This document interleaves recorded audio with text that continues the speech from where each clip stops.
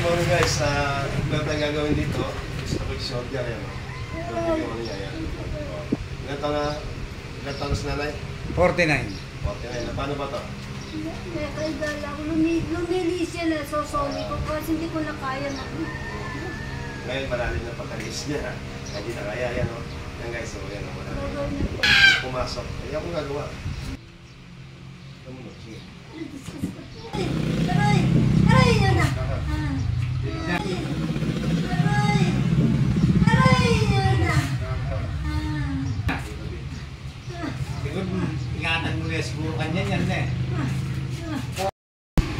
Yan guys, naibalik na natin. Yung buto niya sumiksik sa ilalim ng kilikili. Na-dislocate, na-disalign. Pero ngayon nabalik na. Itaas mo ngayon. Ngayon, diretso. Okay na. Ano? Tingnan mo. Okay na. Yan guys, okay na siya. Parang ko na. Parang ko na. Alam, Straight mo. salamat. Yan o. Straight mo, straight mo. Straight. Okay. Sige guys.